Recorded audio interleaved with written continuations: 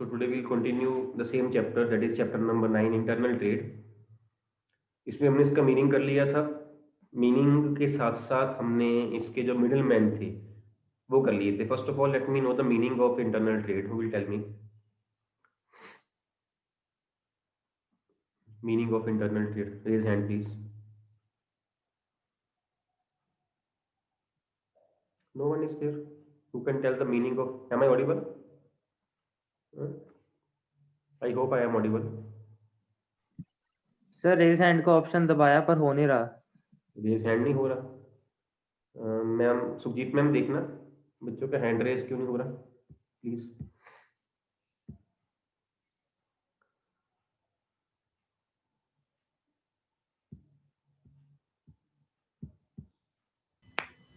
Yes, I was asking the meaning of internal trade and Prabjot. Buying and selling of goods and services within the geographical boundaries of a country. Yes, it is the purchase and sale of goods and services within the geographical, within the national boundaries of a country. It is an internal trade, है ना। तो इसमें हम एक line और लिख सकते हैं करेंसी के बारे में। Which currency is used? Local currency. Local Currency is used, है ना। हम will not say Indian rupee will be used. Indian rupee is used because they are again मैं वही बात कह रहा हूँ जो उसमें डिस्कस कर रहे थे, है ना। हम इंडियन इंटरनल ट्रेड की बात नहीं कर रहे, हम इंटरनल ट्रेड की बात कर रहे हैं। किसी भी कंट्री का हो सकता है।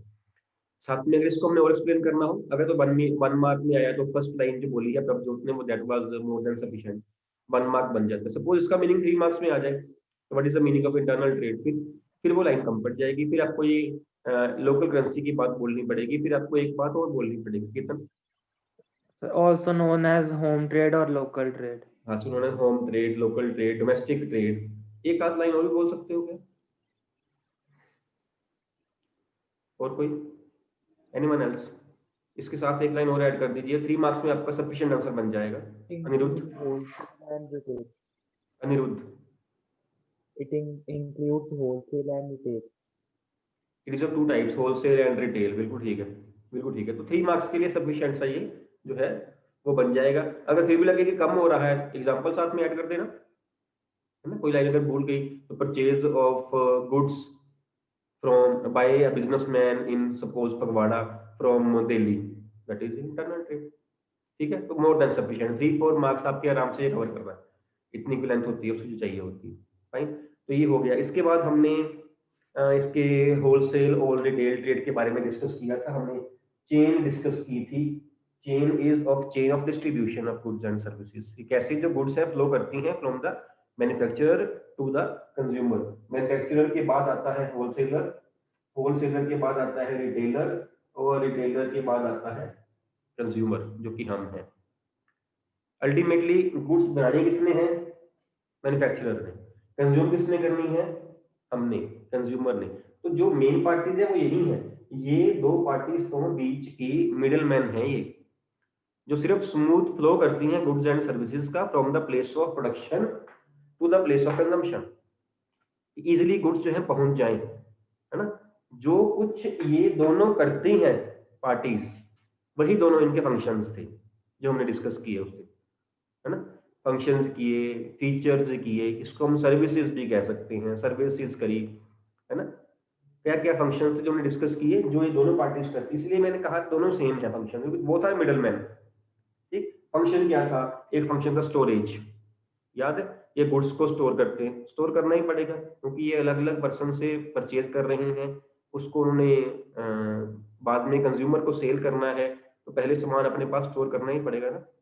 स्टोर करते हैं और स्टोर करते हैं to save the goods from the spoilage also, deterioration also. और कौन सा फंक्शन था?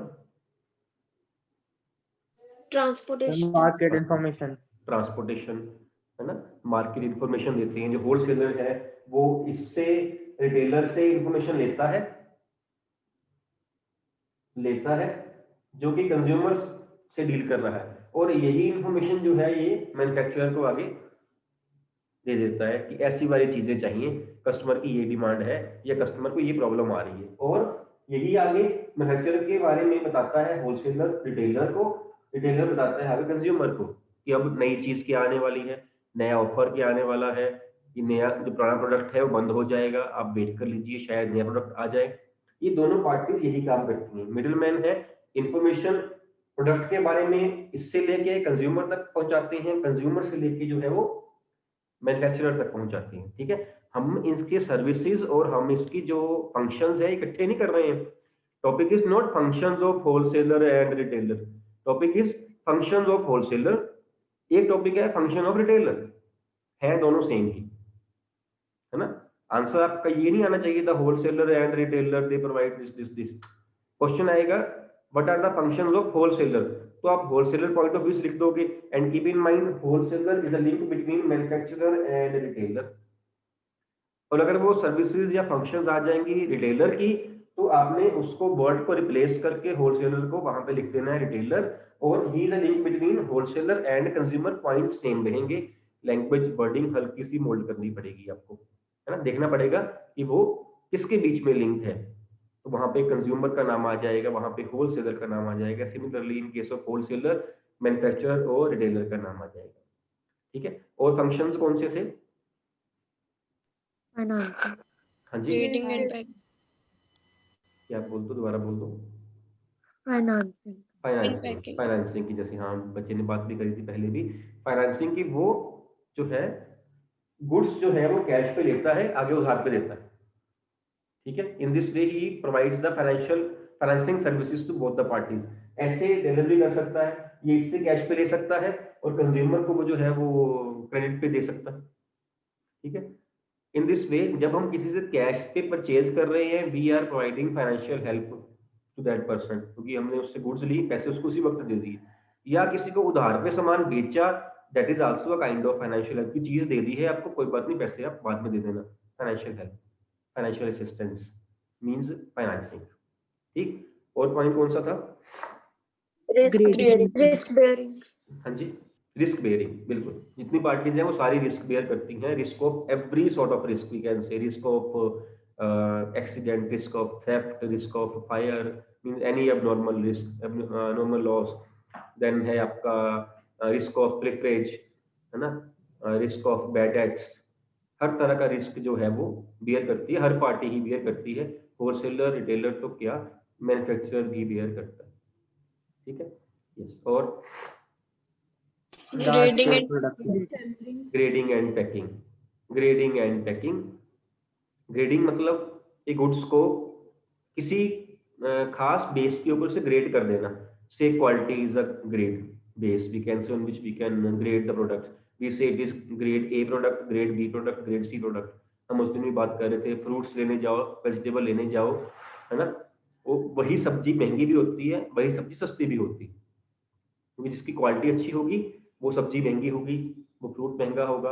जिसकी क्वालिटी हल्की है वो सस्ता भी होगा। तो ये हल्की क्वालिटी वाले अलग कौन करता है, बढ़िया क्वालिटी वाले अलग कौन करता है? ये होलसेलर्स या रिटेलर्स ही करते हैं, है ना। अच्छी अच्छी सब्जियां होंगी वो अलग कर देंगे, जो बीच में थोड़ी सी खराब होंगी वो अलग कर देंगे, सो दैट कि उनको वो सेल कर सकें, है ना, एज पर द कस्टमर, जिसको जो चीज चाहिए। अगर वो मिक्स कर देंगे तो वो सेल नहीं होनी।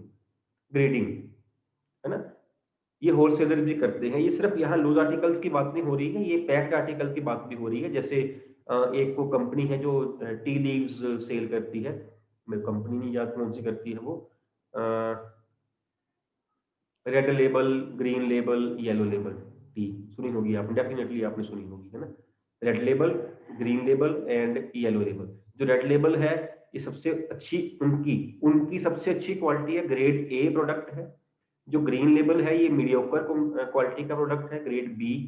और जो येलो लेबल है ये ग्रेड सी प्रोडक्ट है। उन्होंने उसको कलर अलग कर दिया, red label, green label, yellow label, in this वे, और एनी अदर थिंग आल्सो। और हम ये सिर्फ क्वालिटी के बेस पे नहीं हो रहा, क्वालिटी के बेस पे नहीं हो रहा, quality is one of the basis of grading.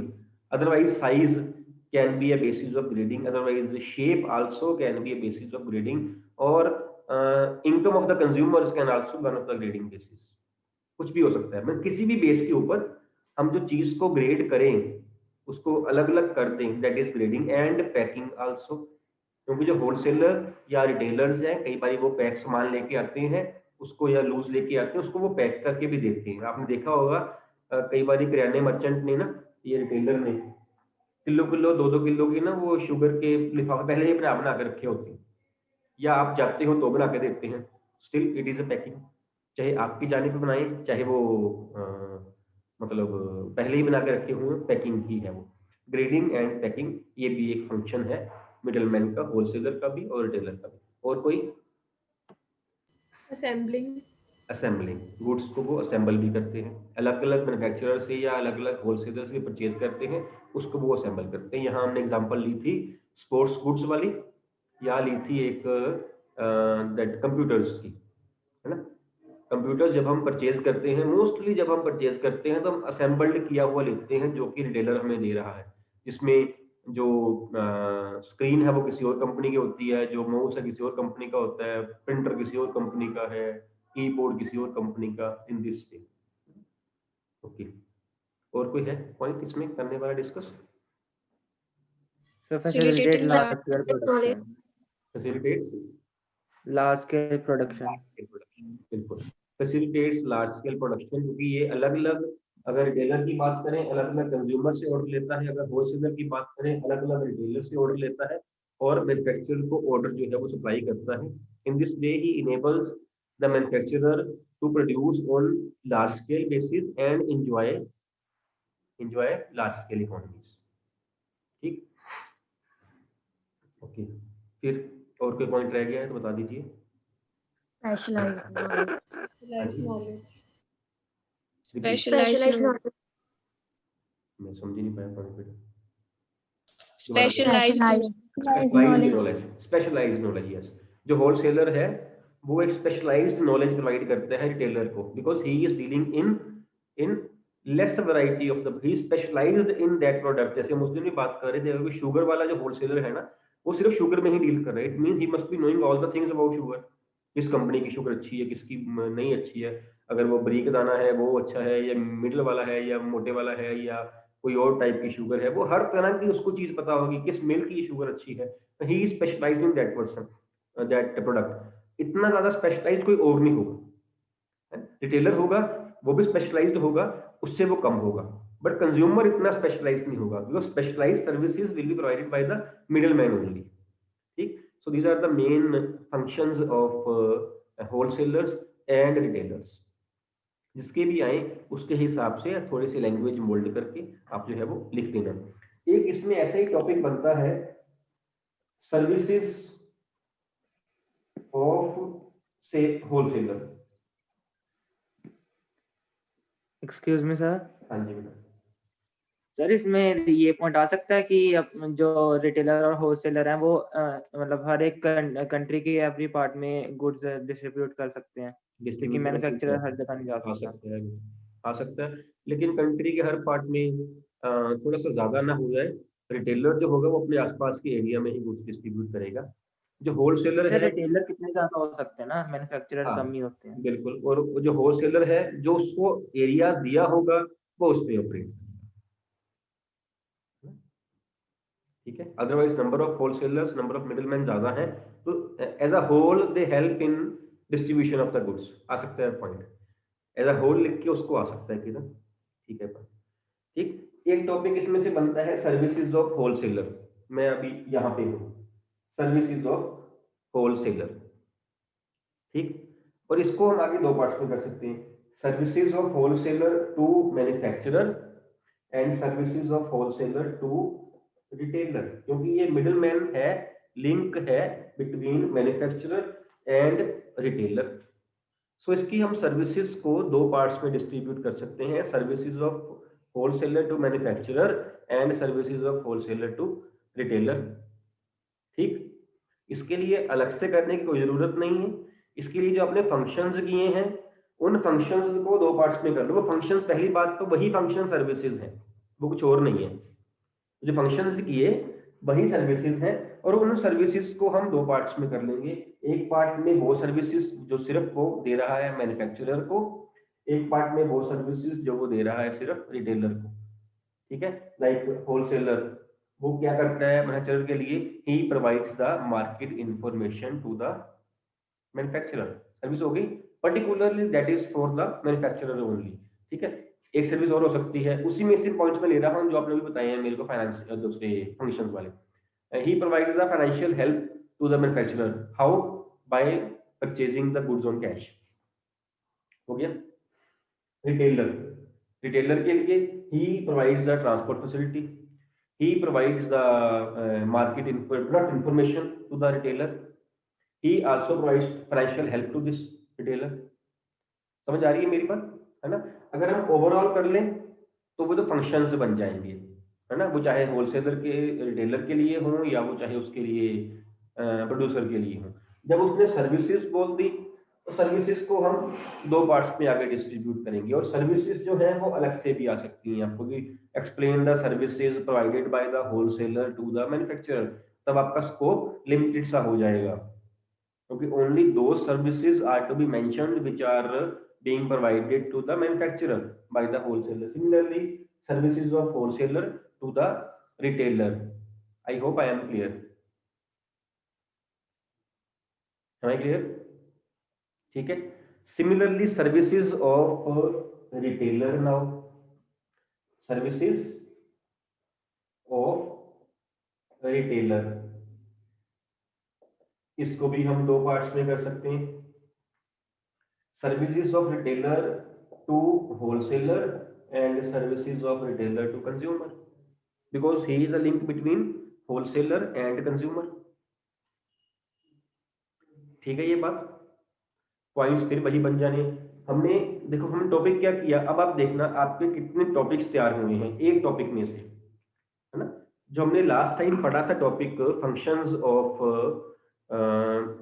Wholesaler या रिटेलर पढ़ा था हमने होलसेलर से शुरू किया था, है ना?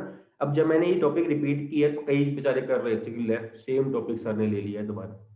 अब आप देखना सेम टॉपिक आपके काम कहाँ कहाँ आ रहा है। हमने किया फंक्शंस ऑफ होलसेलर्स, ये टॉपिक किया हमने। फंक्शंस ऑफ रिटेलर वही बन गया वो, बिकॉज दोनों ही लिंक हैं, तो फंक्शंस दोनों के ही सेम रहेंगे। जो कुछ होलसेलर कर रहा है वही कुछ रिटेलर कर रहा है, सिर्फ क्वांटिटी का फर्क है बस, या पार्टीज का फर्क है जिनको वो सर्विसेज फंक्शन इसके लिए परफॉर्म कर रहा है। टॉपिक दूसरा हो गया फंक्शन ऑफ रिटेलर। अब इसमें से क्या निकला है? Services of wholesaler to manufacturer and services of wholesaler to retailer. Similarly services of retailer to wholesaler and services of retailer to consumer. ये टॉपिक आप देखिए, उस एक टॉपिक में से 1 2 3 4 5 6 टॉपिक्स बनते हैं, आपने एक ही लर्न करना है, उसमें से आपने क्वेश्चन के हिसाब से सॉर्टिंग कर लेनी है। मैं ये नहीं कह रहा हूं कि वही आंसर सब में आ जाएगा, वो आंसर सब में नहीं आएगा, हल्का सा मोल्ड करना पड़ेगा, लेकिन अगर आपने इसको अच्छे से अंडरस्टैंड कर लिया फंक्शंस ऑफ होलसेलर को, तो आपके सारे टॉपिक्स जो है वो कवर हो रहे हैं, क्योंकि इसमें से ये दो बन रहे हैं और इसमें से ये दो बन रहे हैं, ऐसे ही है, और ये बाय चांस वैसे ही आपस में सेम हो गए। मेरी बात समझ आ रही है सबको? ठीक है, ओके। उसके बाद है आपका एक टॉपिक और है जो मेरे को देखना पड़ेगा कि वो कितना को है सिलेबस में, वो हम फिर नेक्स्ट टाइम करेंगे। मैं देखूंगा पहले कि सिलेबस में कितना टॉपिक पड़ा हुआ है।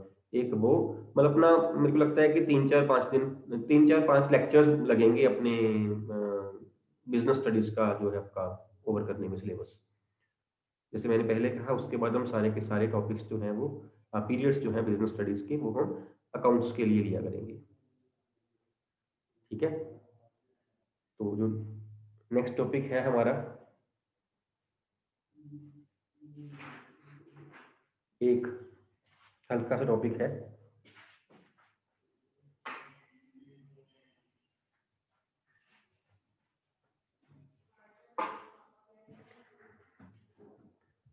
वो है आपका टाइप्स ऑफ रिटेलर्स।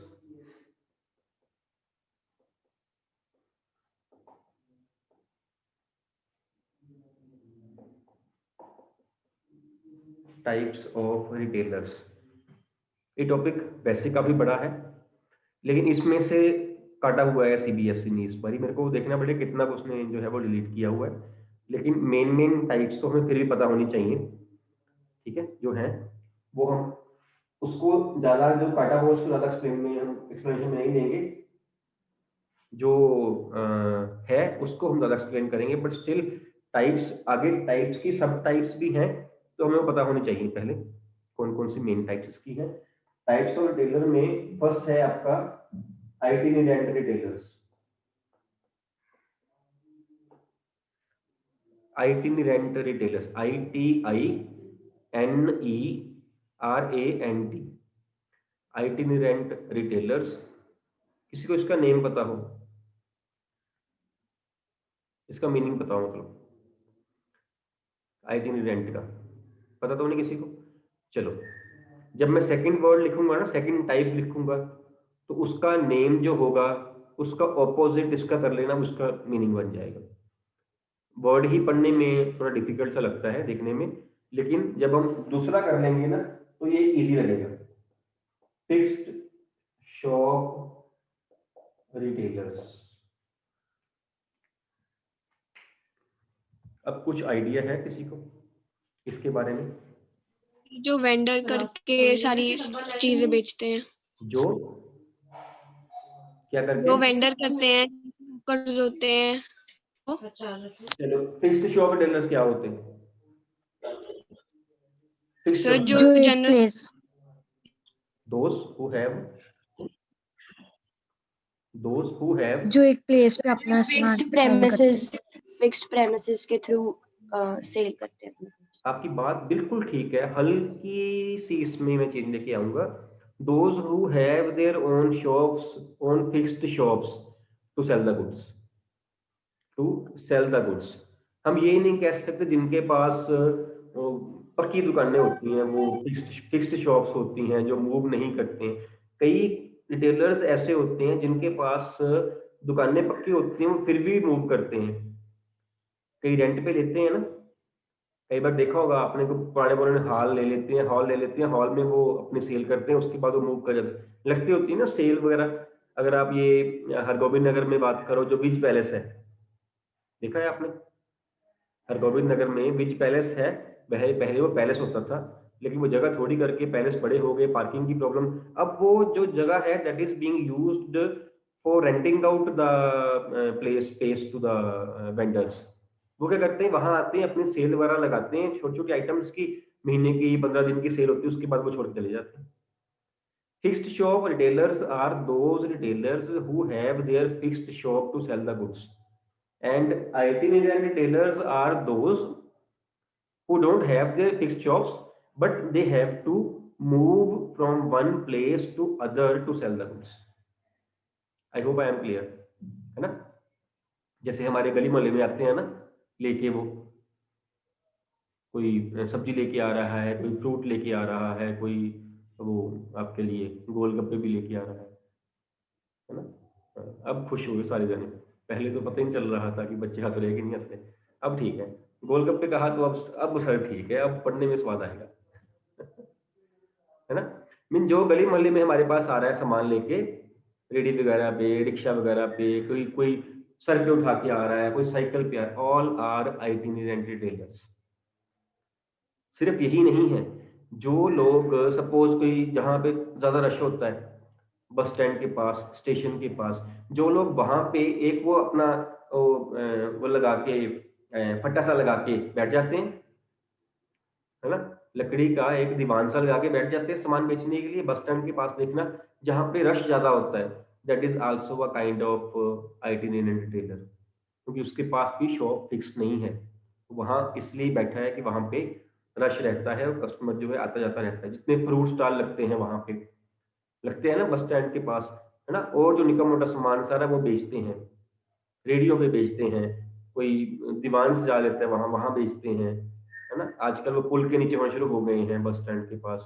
वो सारे जो हैं वो भी आइटिनरेंट रिटेलर ही हैं। वो चाहे वो हमारे पास घूम फिर के आ रहे हैं, चाहे हम उनके पास जा रहे हैं, लेकिन उनके पास उनकी शॉप्स नहीं है, वो एक जगह से दूसरी जगह मूव करते हैं।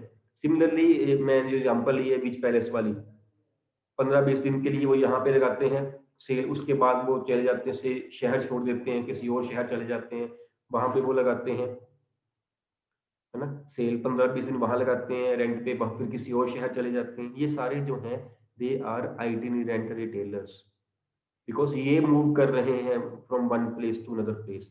जब मूवमेंट की बात होती है तो सिर्फ वो सब्जी वाला नहीं याद रखना जो लगातार मूव करता है, एक्चुअली में ये भी मूव करते हैं, बिकॉज उनके पास अपनी शॉप्स थोड़ी, ठीक है। और जिनके पास अपनी शॉप्स हैं, जो खुद की शॉप में बैठे हुए कस्टमर के पास जा रहा है, they are fixed shop retailers.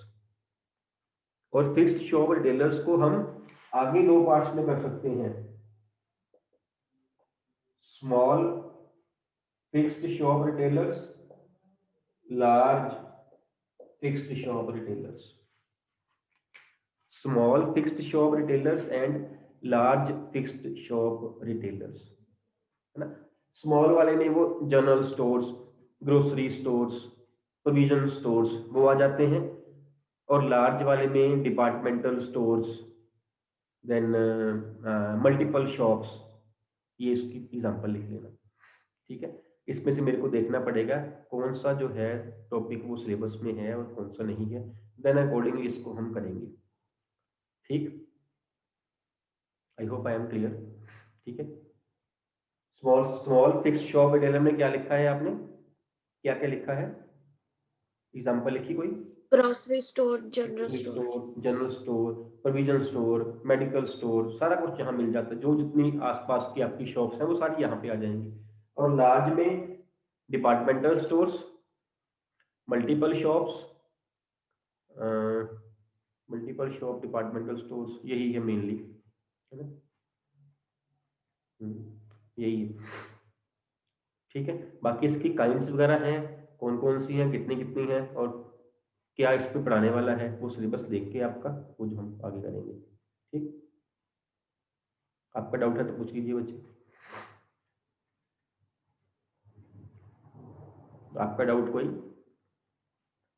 एक मिनट यहाँ और, हाँ जी, शॉप रेंटेड है बट वो शॉप रेंटेड है पर मूव नहीं कर रहे हैं तो वो फिक्स ही है बेटा, फिक्स में ही आते हैं, अपनी नहीं है बट स्टिल मूव नहीं कर रहे हैं ना, वो बात तो वो है कि मूव कर रहे हैं कि नहीं कर रहे हैं, फिक्स में ही आ जाते हैं। एक हमने यहाँ बात करी है लार्ज स्केल में, मैंने लार्ज फिक्स्ड शॉप रिटेलर में दैट मल्टीपल शॉप्स की, मल्टीपल शॉप्स, या इसको मैं मल्टीपल शॉप, या मैं इसको एक ही बात है अगर मैं चेन स्टोर बोल दूं, चेन स्टोर्स, ये एक ही बात है, मल्टीपल शॉप्स या चेन स्टोर। इसका मीनिंग किसी को पता है, हल्का सा चाहे बता दीजिए मेरे को, मैं बाकी अपने आप बता दूंगा अगर आप शुरू कर पाओ। देखते हैं किसको नॉलेज है, मतलब ये नहीं कि आपने पहले कहीं पढ़ा होगा, अदरवाइज नेम देख के ही चल जाता है कई बार पता, बिकॉज सभी नेम सेल्फ एक्सप्लेनेटरी होते हैं, दोनों सेम ही है, मल्टीपल। Yes, sir. हाँ जी, करना बताइए। The chain store is a large chain of large chain of stores spread over a country or internationally. They provide same quality of goods on their every store. Very good बेटा, बिल्कुल ठीक है, very good कनव, बिल्कुल ठीक है, मतलब मेरे को समझ आ गया ये बात है ना। फॉर एग्जांपल इसमें एग्जांपल एक ऐड कर दो बच्चे, कौन सी है एग्जांपल ऐड कर दी, सबको समझ आ जाएगा, देखना। So like McDonald's और बाटा। बिल्कुल ठीक है बेटे, बाटा, मैकडोनल्ड्स, रेमंड्स, बॉम्बे डाइंग, ये एग्जांपल्स हैं इनकी। आप देखो मल्टीपल शॉप्स होती हैं, और जैसा कनव ने बताया कि हर जगह सेम मटेरियल मिलता है, हर जगह सेम मटेरियल मिलता है, और इनके जो डिसीजंस होते हैं ना वो सेंट्रलाइज्ड होते हैं। सपोज जो से अगर रेमंड्स की बात करें तो रेमंड का मान लेते हैं हेड ऑफिस जो है वो से दिल्ली में है, तो इसकी जो ब्रांचेज हैं वो हर जगह पे खुली हुई हैं सपोज, है ना। तो उसमें क्या होगा, जो डिसीजंस लिए जाएंगे ना वो हेड ऑफिस में लिए जाएंगे, वो दिल्ली में लिए जाएंगे। जो यहाँ पे सेल कर रहे होंगे ना उनके हाथ में रेट कम करना ज्यादा करना नहीं होता। अगर हम सपोज कहीं पे जाएं और उनको बोले कि ये सूट कितने का, अगला कहता है जी 12 रुपए का, 10 रुपए लेने, है ना, हम रेट कम करते हैं ना। आप रेमंड में जाओ बोलेंगे जी इतने का है, आप बॉम्बे डाइंग में जाओ बोलेंगे इतने का है, तो उतने का ही मिलेगा, 1 रुपया भी वो कम नहीं कर पाएंगे। बात समझ रहे हो मेरी, ठीक है, बिकॉज उनके हाथ में नहीं होता, ये सारा कुछ सेंट्रलाइज्ड होता है, सारा कुछ परचेजिंग हो गई, स्कीम्स हो गई, रेट्स हो गए, सारा सेंट्रलाइज होता है। अदिति हंस रही है कि सर ने 12 रुपए का सूट कह दिया। अदिति मैं जिस लेवल का हूं मैं उतनी ही बात करूंगा है ना ओके, अगर मैं कहता इतने हजार वाला ले सर, इतने हजार वाला सूट, इसलिए मैंने फिगर ही वो ही जहां पॉसिबल ही नहीं है सूट लेना, है ना। मतलब हम बार्गेनिंग करते हैं ना अदिति, कि नहीं करते? हम करते हैं बार्गेनिंग, लेकिन यहाँ कोई बार्गेनिंग नहीं होती। अगर यहाँ पे रेट है तो वही रेट मिलेगा, नहीं है तो नहीं मिलेगा।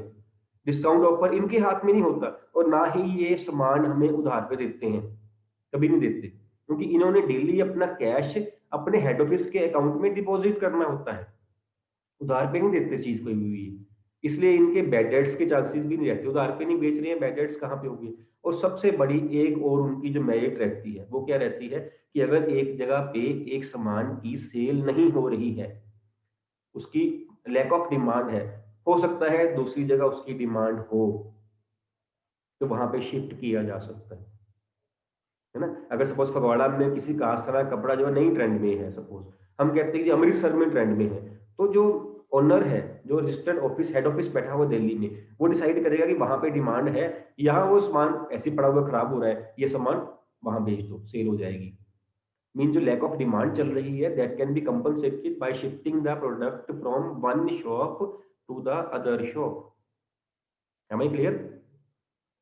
ठीक है ये बात, इसको हम और पढ़ेंगे, इसके टाइप्स और भी एक दो हैं, वो देखनी पड़ेंगे सिलेबस में कौन सी है, नेक्स्ट लेक्चर में इसको भी हम कवर करेंगे। ठीक है, चलिए, anything else you want to ask?